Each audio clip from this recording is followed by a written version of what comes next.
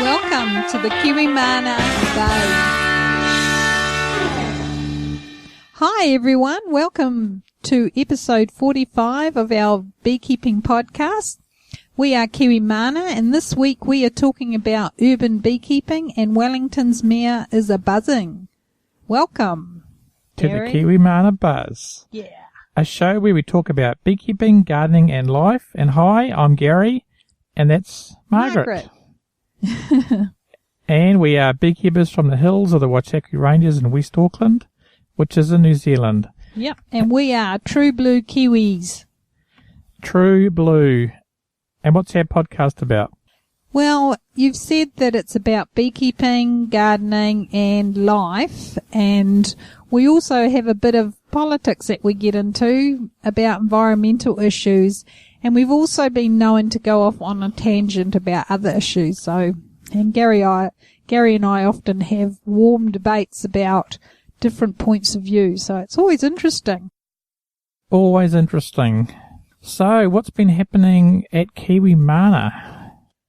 At Kiwimana HQ, we've had a few sales of beginner kits. It's closer to the end of the season now as we come into the end of March. We've just hit April, so there are some people who want to get bees at this time of the year, and we do sell fully working hives.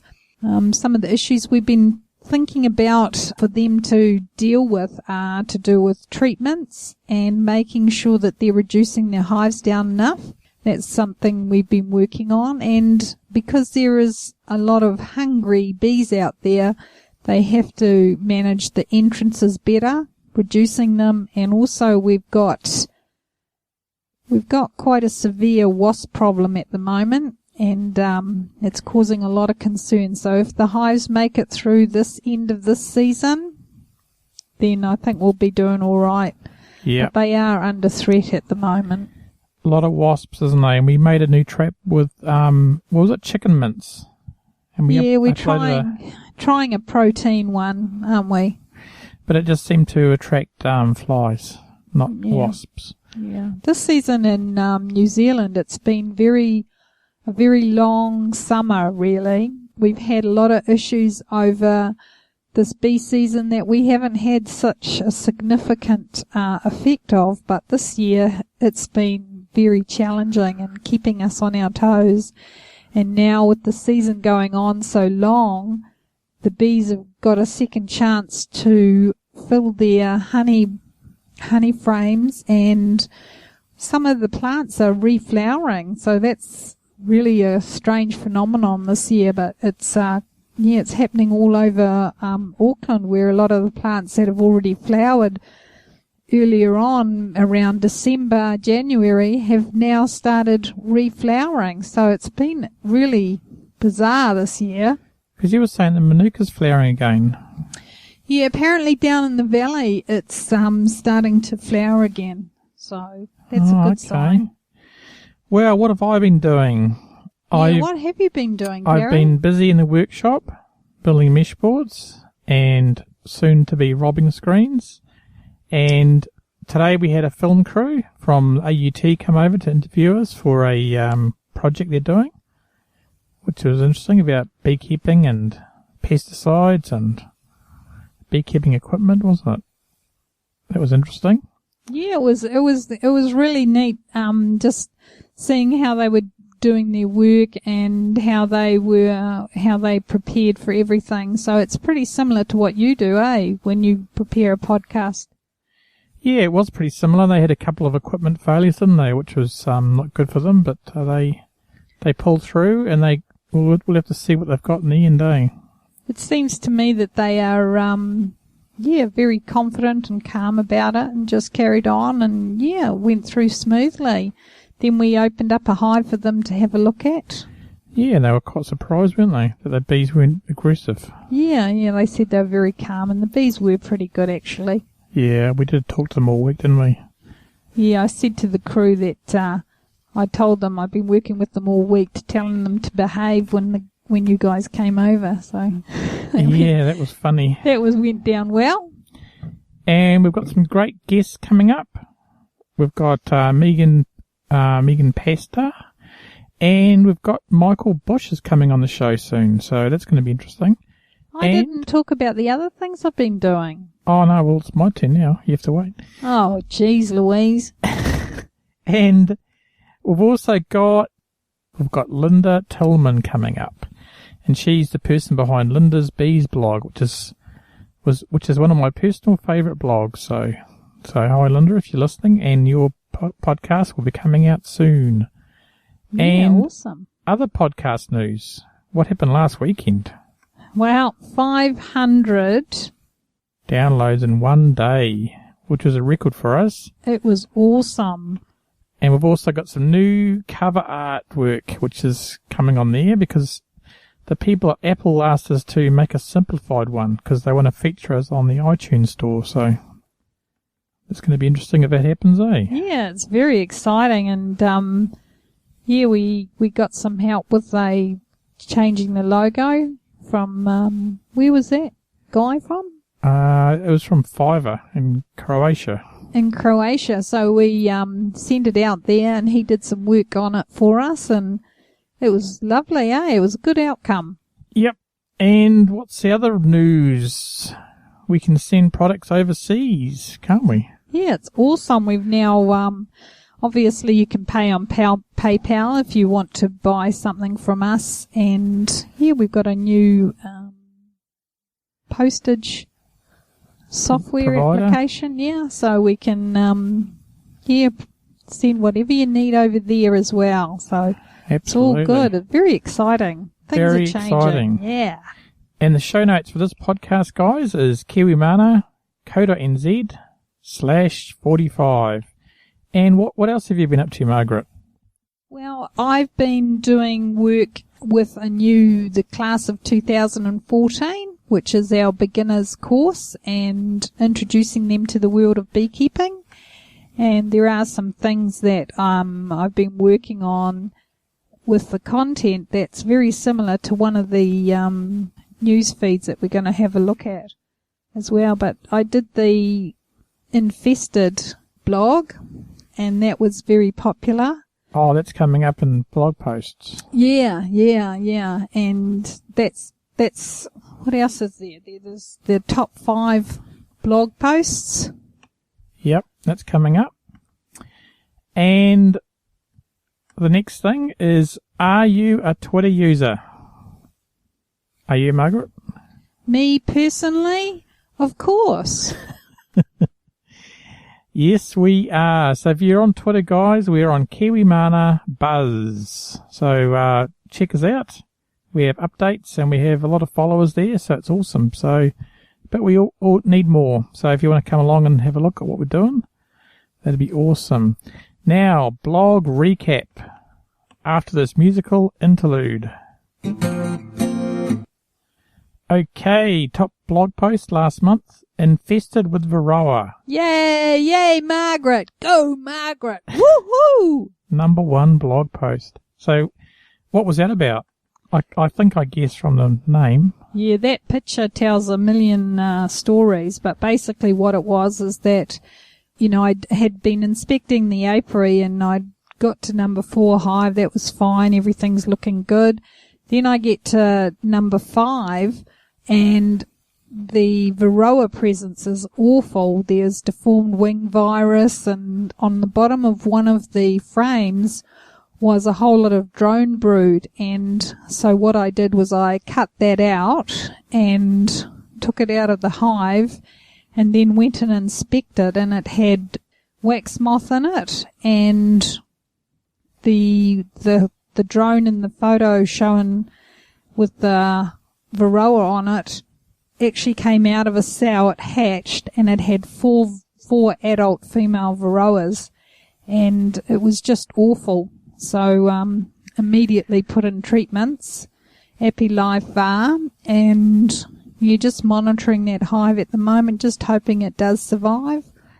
So that's good, eh? I mean, it's good. It's a tough one, that one. Yeah, and just giving some advice on that blog about, what people should be doing, because we're coming to the end of the season, and we should be moving all our brood because in terms of beginner beekeepers, we should be moving all our brood frames down, making sure that we've got enough honey. Any frames that are empty of brood, just take them out and put honey in there. So, yeah, absolutely. And the next blog post we had was 4 tips to choose the best beekeeping software. And this was a guest blog post from Jeanette Jeffrey, who's from Hive Tracks, and she had an article there which has got some things to think about and what the best idea is. And yeah, that was good. That was quite popular. And the third one was Michael Young, MBE, beekeeper from Northern Ireland. This is a interview we did a while back, and that's been released, and it's been very popular, hasn't it, Margaret? Yeah, a lot of my beginners listened to this one and really enjoyed it, and he's I love his accent. It's just awesome to listen to. Yeah, no, he was a great guy to talk to, so if you haven't heard that one yet, check it out. And number 4 on the charts, the bee lady Sarah Russ. That was a good one too, eh? Yeah, that's one of our local bee enthusiasts. Yep. And she's very enthusiastic. Very enthusiastic. Awesome. She's been working with kids. And we've had a lot of good feedback about that. So, well done, Sarah. And well done, Garen. Sarah. Yeah, it was good. Awesome. And the next popular one was our last podcast, Honey Production Down, number 42. Oh, that's awesome. Yeah, because that was quite sad to see that, because we do realise that the honey production in New Zealand is a lot lower than it has been. Usually the commercials would take off all their honey before Christmas anyway, before the end of Christmas, and start working on treatments and reduce the hives down. But this year we've had to basically manage the honey production in the hives themselves a bit longer, and so we've left boxes on there in the hope that they would build that up, but we're still monitoring that at the moment.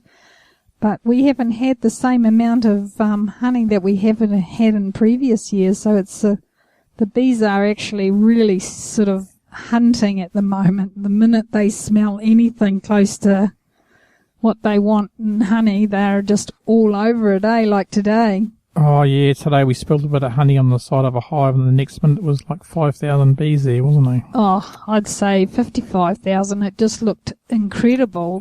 They just went absolutely crazy, and the wasps were there, and it just went mental. So I went and wiped down all the hives and gave them a good wash on the side, and yeah, they seemed to have calmed down. It didn't take too much long after that. Yeah, true. Yeah, we got some good feedback about that honey production one from one of the questions about how long would you keep a swarm in a box. So Steve Bignacki wrote about the mesh bottom board for a swarm box, for a nuke box he uses. So he did a big blog, not a blog post, he did a big comment about that. That was really good. That was a good idea. Definitely. Yeah, that was awesome. And we also got some feedback from Daz. That was a couple of days ago. He says he enjoys the podcast and he listens to them more than once. He says it takes a few goes for the information to seep in. Oh, that's good. We're very honoured that you do that, Daz. And yeah, thanks for supporting KM045 for that.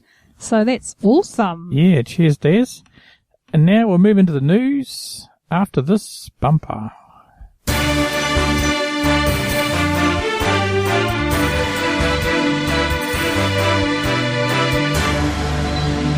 News direct from KM045. KM045 HQ reporting live. Gary, take it away. Okay, this month's news topics. We have a great article here, and it's from, where is it from? A great blog post, and it's called Top 10 Questions You Think About Before Getting Into Beekeeping. Starting in urban beekeeping, that's a key thing that's in this particular article. Yep, absolutely. And this is from the blog beekeepingisgood.ca. Awesome. And I think that's quite a new blog, because they've got a lot of good posts there, but I think they've only just started up. So welcome, guys, to the world of beekeeping blogging. Yeah, I think it was really interesting because, I'm doing my beekeeping course at the moment, and I've sort of started in a way that I feel is a really good way. I'm just introducing people to the world of beekeeping rather than saying it's a beekeeping training course, basically, that just getting them to understand, that keeping bees, they can do other things as well. And I found it quite interesting, those questions, eh? So should we start working on them? Absolutely. What's the first one? It says, why do I want to be an urban beekeeper? Good question to ask yourself. Yeah, I think so. And one of the things that that they refer to in there is maybe if you can't keep bees, that you can grow a garden or something. But he's saying that because there's becoming quite a few urban beekeepers, that we might be threatening other bees or insects in the urban area. You mean for sources of food? Yeah. Oh, okay, that's a good point. That could be based on some of the emotive stuff that's coming out of the UK about that the urban bees are starving. Yeah. I mean, I didn't hear anyone come back and say that their bees in London weren't getting enough honey, because I haven't heard that yet. So yeah, so I think that was interesting, but I think that one of the reasons why I support urban beekeeping, or in New Zealand we've got quite good backyards here, so we've got a bit of space here with green and you can keep bees quite happily, is that you're keeping a genetic pool alive by having that hive. And I think if the worst came to the worst, at least if you've got that resource available. So that's my view on that one. True. And point number 2, how much time does it take to keep bees? Good question. Yeah, they mentioned once a week. Check it once a week. Yeah, through the peak season, I think they said. I think during the swarming season, yeah. So that you can make sure there's no cells going. But I think you need to be ahead of that. I think you need to be planning things before the swarm season. Before the bees do. Yeah. I think, that's really important. And the third point they brought up is, what are the beekeeping regulations? Which will be different for every city in the world, won't it? So, absolutely. You can check that out. In where we are, there's the central government sort of bee legislation that says that you have to have a hive that's inspectable frames, and that you have to, register your apiary. Yeah. And I mean, even different parts of New Zealand have got different rules, haven't they? Yeah, because there's different bylaws that the local councils create to manage whatever risk. Because that's what he's saying in that comment. It's all about the councils managing public risk, and so the way they do it in our Auckland Council is in their annual plan. They have supported that you need consent to have hives on public land, which I understand completely, and it's at no charge. But they're also developing another bee policy, which we haven't heard anything updated, so who knows how that's going. Yeah, The key words have been used is about creating a nuisance. So if someone perceives your bees as a nuisance, then they could, sort of dob you in, I suppose, to the local council. And I think some of your bees are a nuisance to me, because I walk through the garden and they fly on my face. Yes, exactly. So they could just have a bitch with their neighbour about something and just use it as an excuse. But then there's another question there on number 5 that goes on about that, eh? Oh, yeah, but you're skipping ahead there. I know, that's what I'm saying. Yes. Yeah. Well, number 4 is, I've never kept bees before. How do I learn? Well, I know what you do in Auckland. You come and see Kiwi Mana, man. Just give us a call and we'll help you out there. Hey, you can come visit our apiary. Yeah, cheer, bro.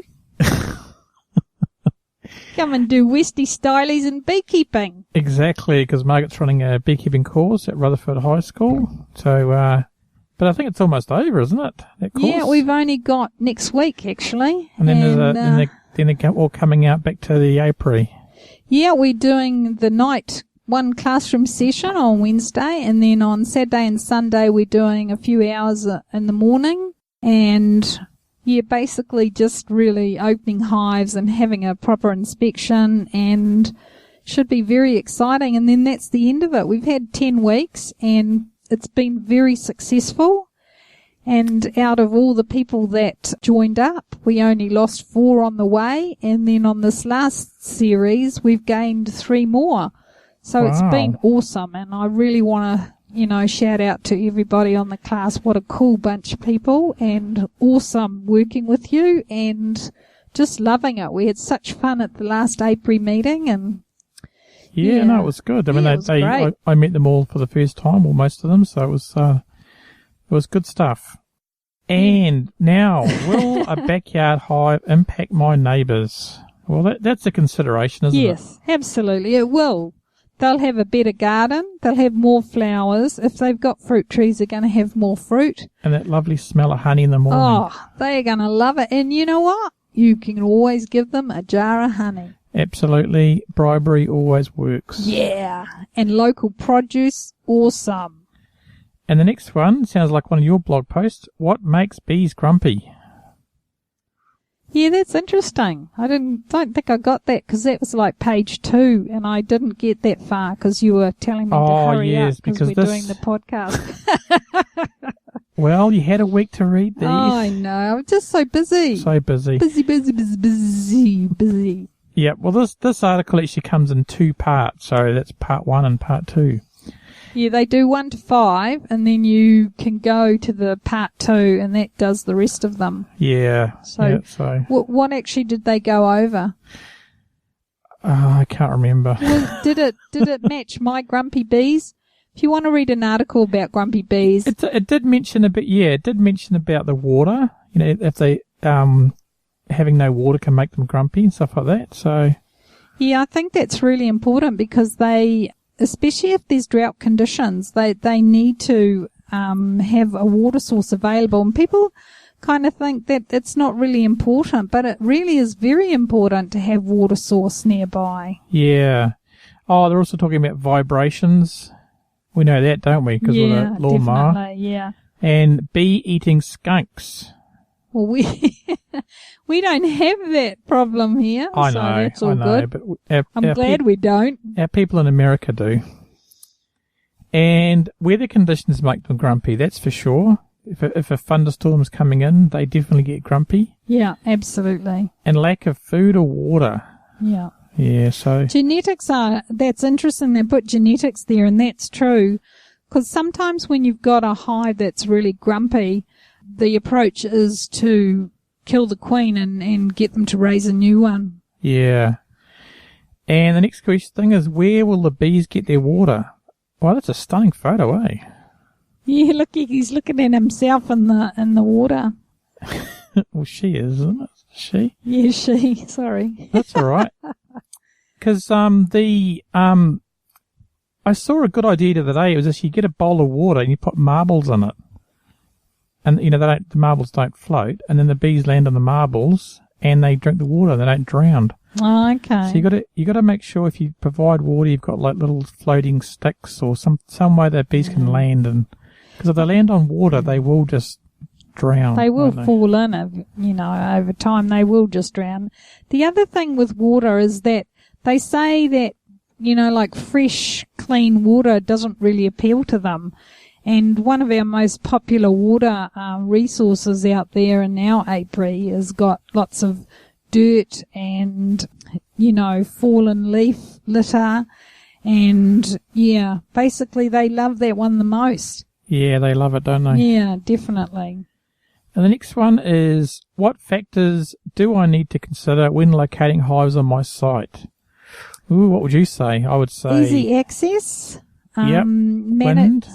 Yeah, wind. I mean, in terms of the climatic conditions, yeah, you've got wind, rain, hot, cold. Flight path of the bees. Yeah, but in terms of what I'm thinking is, like, you need to you need to be able to really manage your hive. You need to be able to access it easily. You need to be able to carry your gear to and from it. If you have it on an angle and you've got to have a level site for the hive, and next to it some working space, because the last thing you want is for the hive box to fall down the hill. Oh, I know someone that happened to. Yes, Gary? It wasn't me. Oh, yeah. But that person was in this room. They were in the Kirimana studios tonight. And then the first name begins with M. I think everyone gets it. So let's move along, Gary. Yep. Anyway, I don't know how people have put hives in their roofs. I think that's would be very difficult. But I know people do it, and we're going to be talking to Megan soon about that. Yeah. And I'll be very keen to see how they do that. I think that if you have a space about 2 meters square, like 2 cubic meters. Is it cubic meters? Lineal meters? Anyway, I think something like that will be plenty of room, but absolutely make it comfortable so that you don't avoid going there. Because if you're thinking, I don't want to go, then you set it up in the wrong place altogether. And you need somewhere to work on the side of the hive. You don't want to be working from the front, obviously. Yeah, absolutely. Otherwise, you get your back covered in bees. We've seen that a few times at bee clubs, haven't we? Yeah. And if you don't get them, if you're by yourself, then you can bring those bees into a car or into your home, and then you've got another problem. So definitely always work from the side or the back of the hive so that you're not in their flight path and you won't take lost bees back home with you.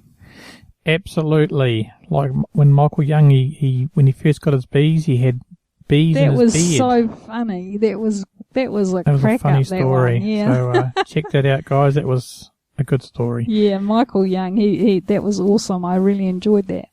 And the next one is, what is my population growth strategy? I think this is probably to do with swarming. Yeah. You've got to make sure that you're prepared for the bees to swarm, because if you don't add stuff to them, they will swarm. Yeah.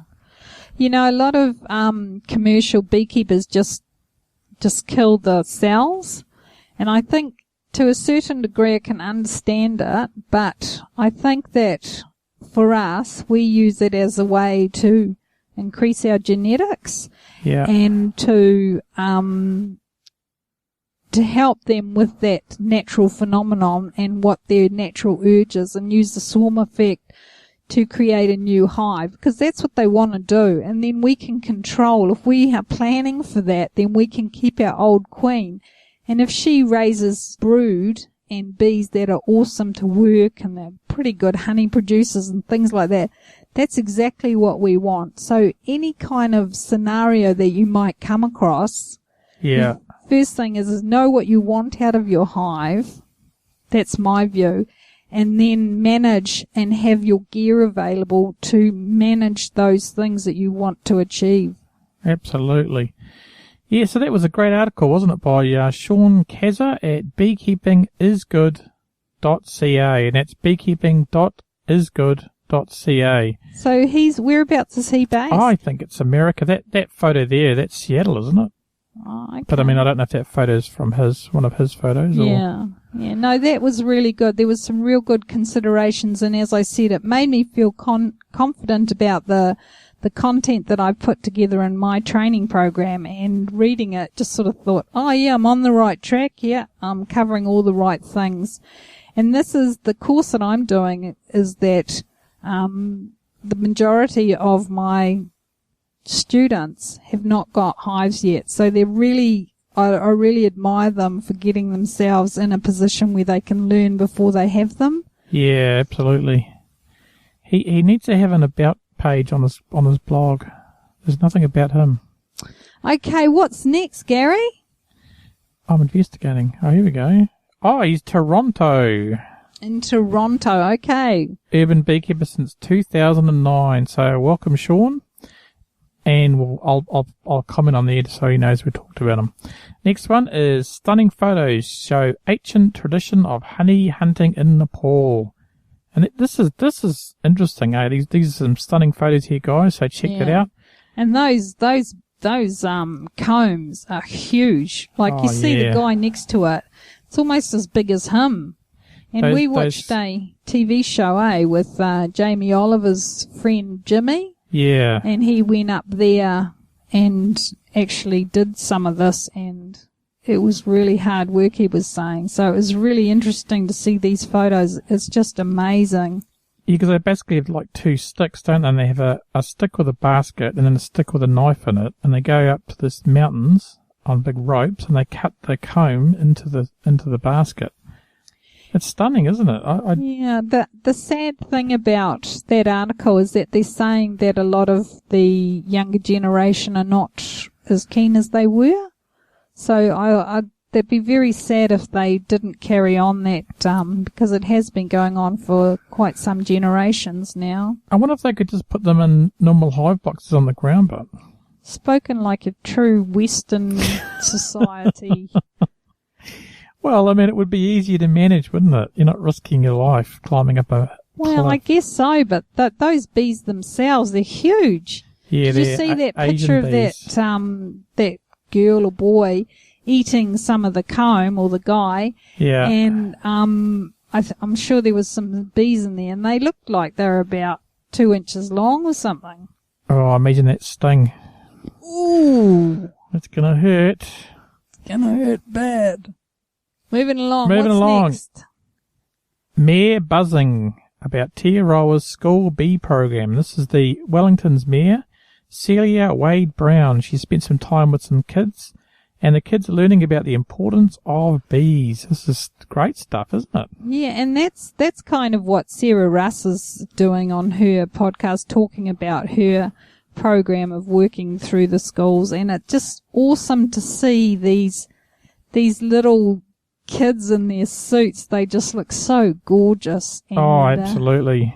That photo's interesting because it's a top bar hive, obviously. It is. Yeah, so yeah, awesome. So thanks to Josh Price for allowing us to use his photo, because he's the guy that wrote this article. So thanks, Josh. Yeah, thanks. Awesome. It's they're great photos, and they just look like they're just so engrossed in everything. It's awesome. Absolutely, and we're going to be getting some kids suits in soon as well, aren't we?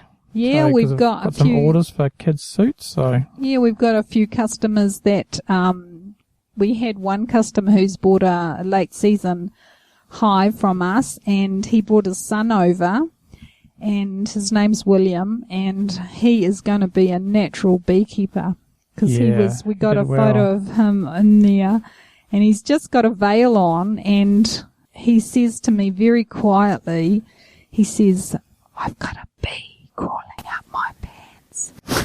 So I said to him, "Just keep very still." I said, "You're going to be all right." And then said, "Dad, can you help him?" And I said, "Walk away really slowly." And he did it, and not a sting. It was just awesome.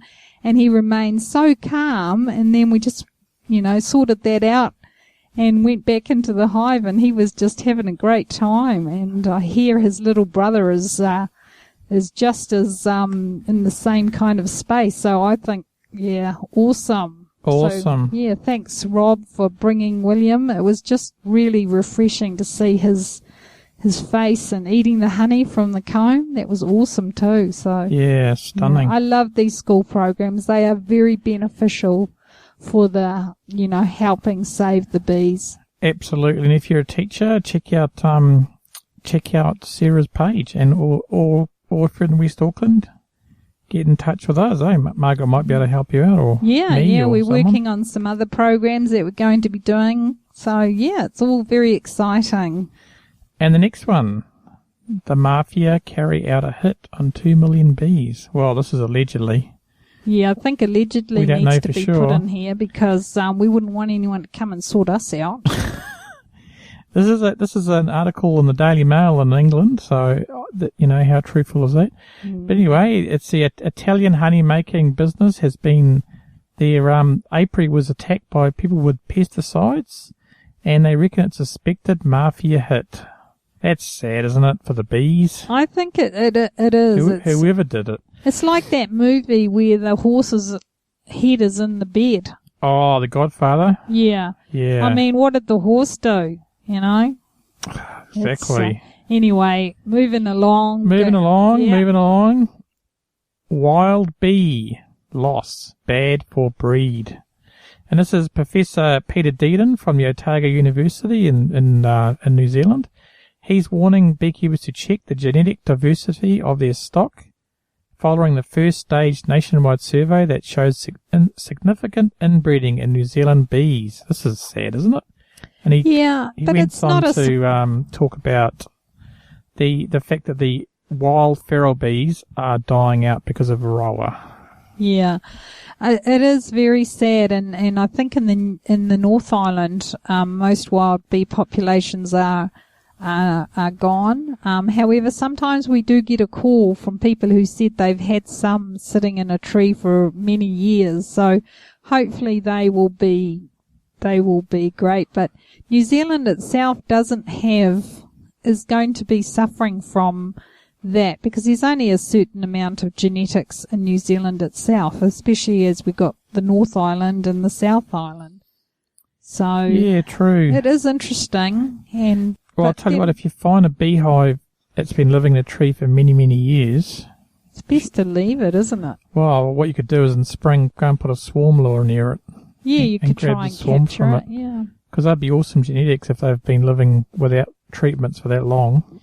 Yeah, they'd be very strong bees. And the interesting thing is that we've just, had some comments that were raised with us about keeping bees local, like only using local stock and breeding from local stock, and not bringing in bees outside of certain areas. And I think that is... I don't agree with that. I don't agree with that either, because the reality is that it is important to bring in different stock so that, you get a stronger genetic diversity. That's exactly right. And that's why a lot of commercial people change the queen breeders occasionally every couple of years to get new genetics into the area.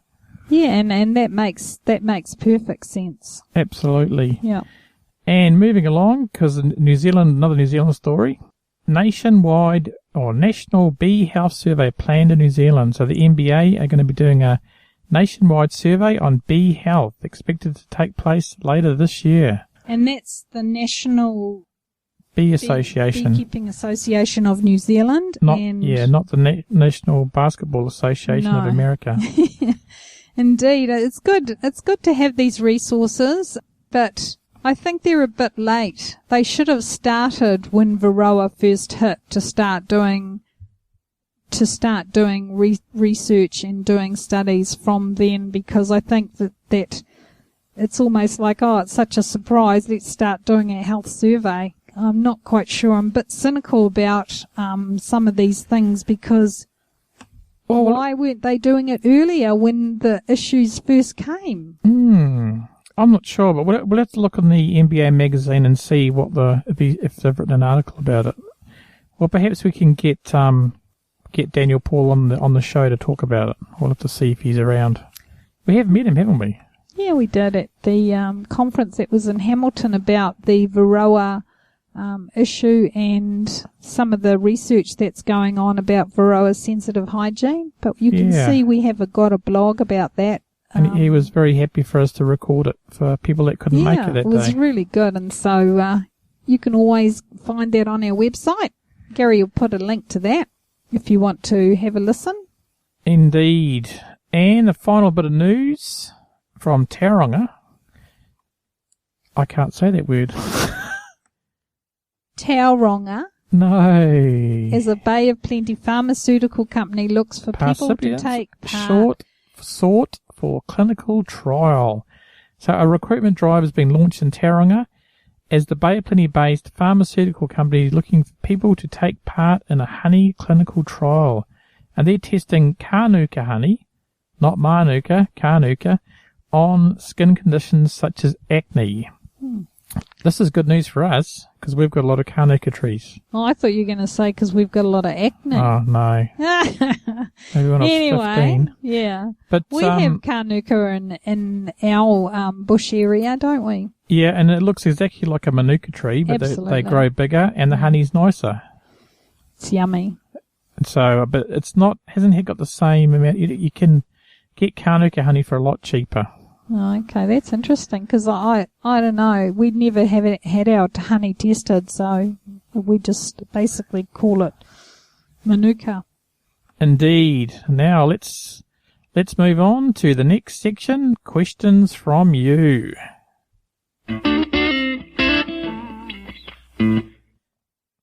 Okay. Oh, and we're back in black, Westy black. And we didn't actually go anywhere, did we? No. Okay, questions. We did go and see Bruce Springsteen, didn't we, this last month? Oh, yeah, that was awesome. We did have a good time, and he's such a good entertainer. It was and good. And the weather held up. It was really good. Absolutely. So, our questions. Adding queen questions excluder. From you. Adding queen excluder to a beehive. I'm thinking they mean, when do you add it? Well, it's the wrong time of year now. This is the time of the year to take off queen excluders, guys, if you're in New Zealand. Absolutely, because if the cluster moves around and they go through the queen excluder, they're going to leave the queen below and she will die of hypothermia probably. So that's the risk you take. So take your queen excluders off and go and clean them and store them away over winter. Or the other thing you can do is put them under your roof so the bees can't move up there. And we've actually got an article called How to Use a Queen Excluder. So you can actually look on there and it tells you all that stuff. So there's a link on the show notes. I think a queen excluder should be part of your toolkit because you can use it when you're doing swarms, where you're managing the swarm effect. Yeah. You can use it when you're doing splits, you mean? Well, you're managing the swarm effect by doing a split. Yeah. So, you can use a queen excluder for that. You can use a queen excluder like a lot of commercials to stop the queen from going anywhere and just keep her in one brood chamber. Yeah. So, there are other things to do to use it for as well. What else can you use it for? Well, you can use it to exclude the queen, can't you? Between boxes, between your brood and your honey boxes. We don't personally do that, but a lot of commercial guys do. And the next one's a funny question. Does bee pollen remove nicotine from the body? I don't know. I mean, I guess what you're saying is pollen an antioxidant? That might be a good question. Well, I'm not sure about that. Well, if you guys know, kiwimana.co.nz/45, leave a comment and tell us. I can't imagine it being a bad thing, but I think the best thing to remove nicotine would be to stop smoking. Just saying. Just saying. Well, I agree with you. Smoking is extremely unhealthy, and and we do it every day with a bee smoker, but I think that's a bit different. Next one. How a solar wax extractor works. Well, we have an article about that. Solar wax extractor. What is it? Yeah. So how does it work? It's basically it's using the sun, the heat of the sun, to melt the wax. And if you do put a filter in your solar wax extractor, then you should get a pretty clean product. And we have one in our apiary, don't we, for all the bits and pieces of wax that we sometimes get when we're doing inspections and that kind of thing. Yeah, that works quite well. It's basically just a wooden box with a glass roof on it.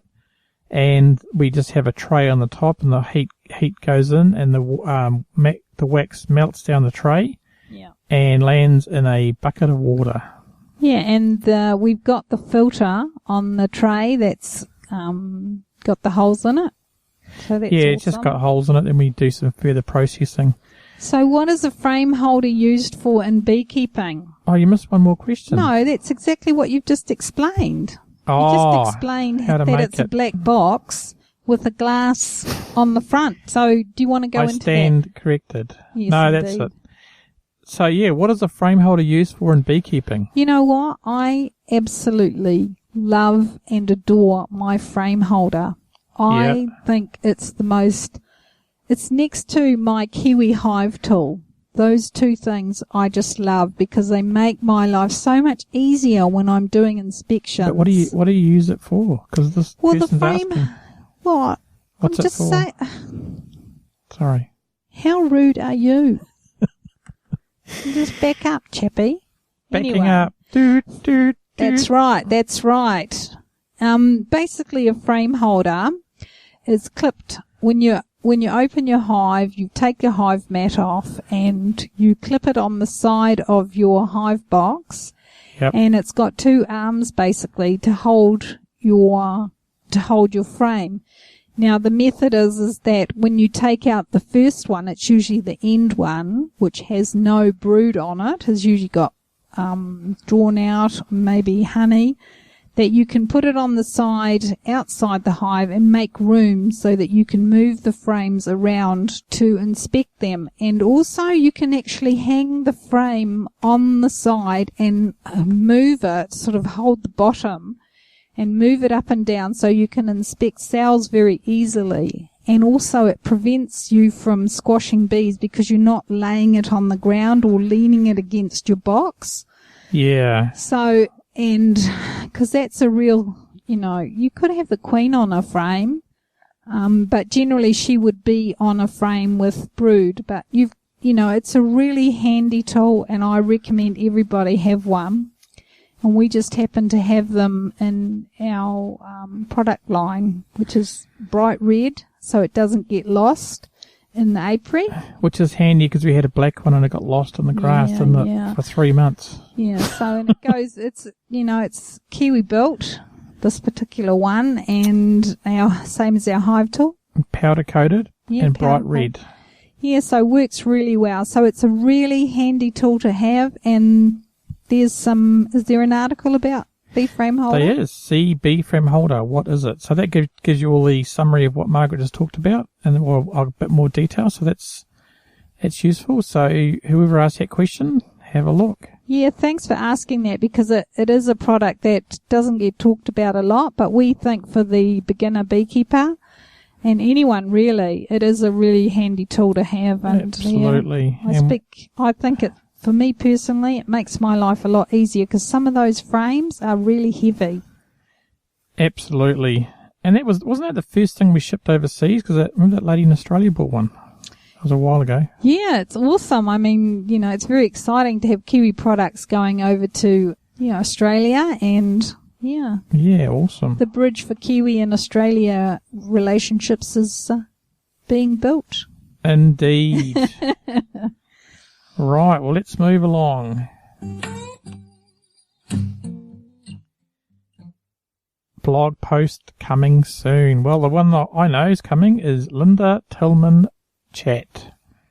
And we talked about that before. Linda's a blogger from America, and she's from Atlanta in Georgia.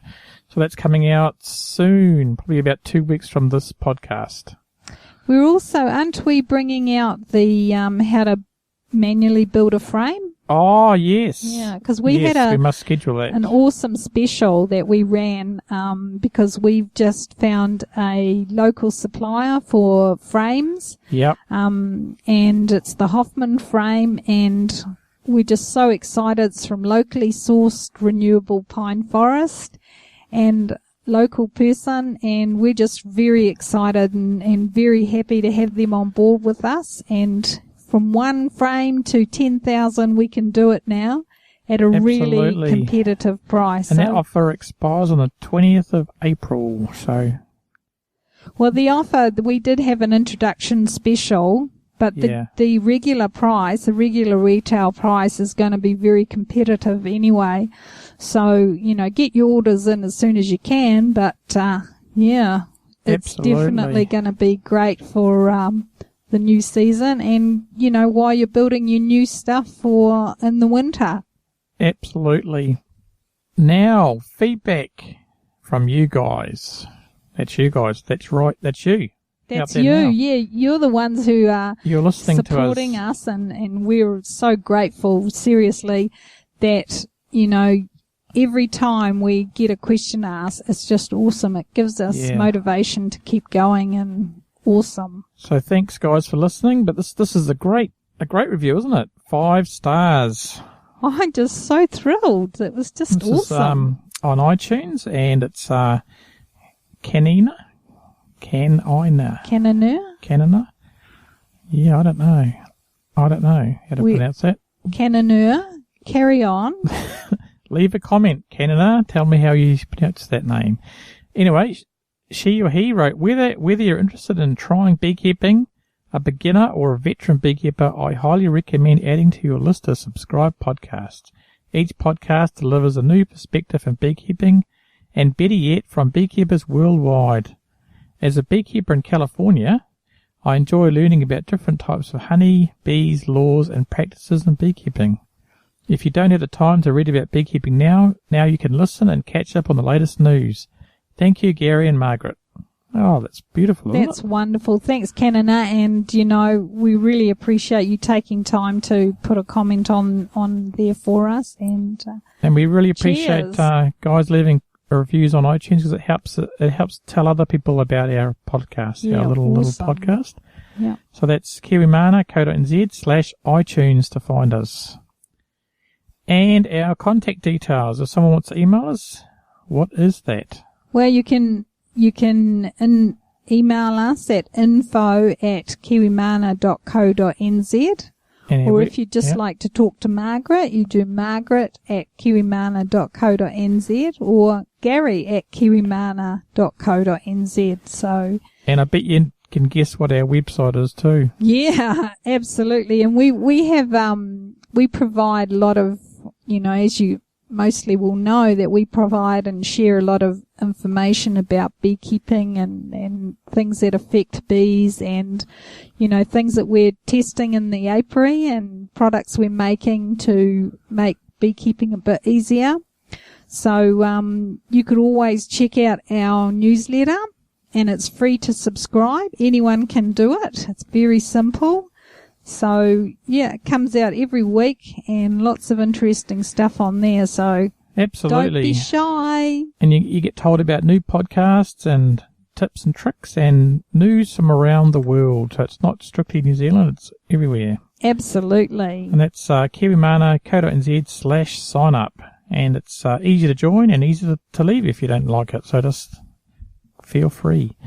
And we've got an after hours bonus after the credits roll. Yeah, this is quite interesting. It's just something a bit off the walls, literally. Well, we do talk about beekeeping, gardening, and life, and this is kind of life, isn't it? But as I said, it's off the wall. And this is a TED talk from Candy Chang. So this is it for the beekeeping news. But after the credits, have a listen to Candy's talk. It's quite interesting and inspiring. Off the wall. I wouldn't say off the wall, but it's off the wall. Oh yes, I get it. Oh, he's a bit slow, guys, but you'll get it once you've watched it. You'll get it. Enjoy, and thanks for listening, guys. And we will talk to you next month. See ya.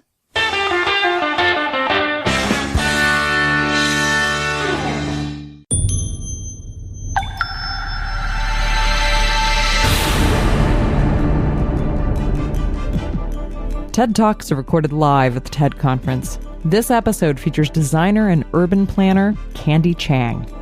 This talk contains powerful visuals. Download the video at TED.com. Here's Candy Chang. There are a lot of ways the people around us can help improve our lives. We don't bump into every neighbor, so a lot of wisdom never gets passed on. But we do share the same public spaces. So over the past few years, I've tried ways to share more with my neighbors in public space, using simple tools like stickers, stencils, and chalk. And these projects came from questions I had like, how much are my neighbors paying for their apartments? How can we lend and borrow more things without knocking on each other's doors at a bad time? How can we share more of our memories of our abandoned buildings and gain a better understanding of our landscape? And how can we share more of our hopes for our vacant storefronts so our communities can reflect our needs and dreams today? Now, I live in New Orleans, and I am in love with New Orleans. My soul is always soothed by the giant live oak trees, shading lovers, drunks, and dreamers for hundreds of years. And I trust a city that always makes way for music. I feel like every time someone sneezes, New Orleans has a parade. The city has some of the most beautiful architecture in the world, but it also has one of the highest amounts of abandoned properties in America. I live near this house, and I thought about how I could make it a nicer space for my neighborhood. And I also thought about something that changed my life forever. In 2009, I lost someone I loved very much. Her name was Joan, and she was a mother to me. And her death was sudden and unexpected. And I thought about death a lot. And this made me feel deep gratitude for the time I've had, and brought clarity to the things that are meaningful to my life now. But I struggle to maintain this perspective in my daily life. I feel like it's easy to get caught up in the day-to-day and forget what really matters to you. So with help from old and new friends, I turned the side of this abandoned house into a giant chalkboard and stenciled it with the fill-in-the-blank sentence, "Before I die, I want to." So anyone walking by can pick up a piece of chalk, reflect on their lives, and share their personal aspirations in public space. I didn't know what to expect from this experiment, but by the next day, the wall was entirely filled out, and it kept growing. And I'd like to share a few things that people wrote on this wall. "Before I die, I want to be tried for piracy."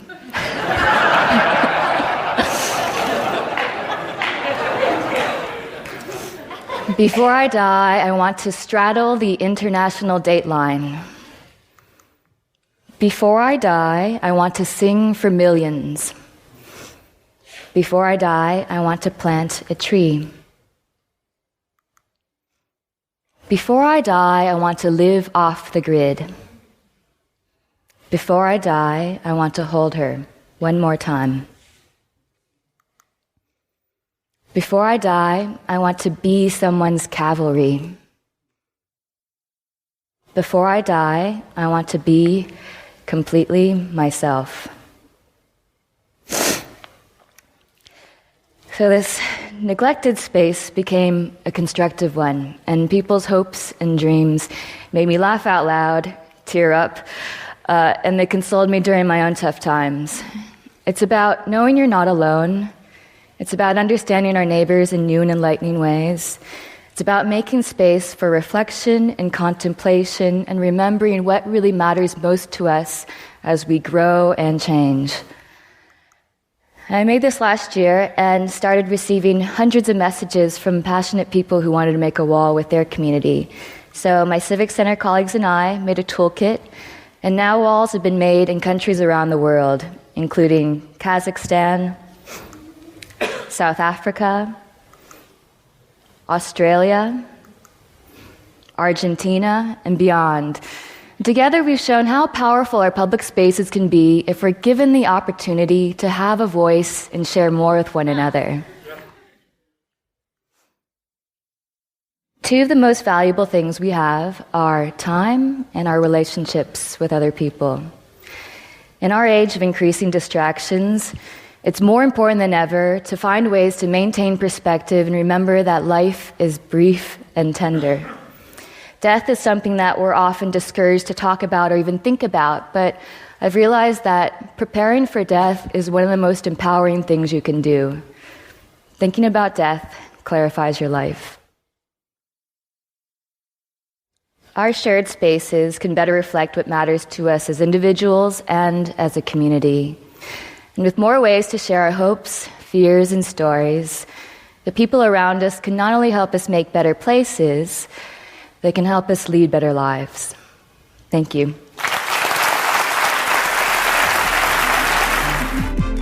That was Candy Chang, recorded at TED Global 2012 in Edinburgh, Scotland, June 2012. For more information on TED, visit TED.com.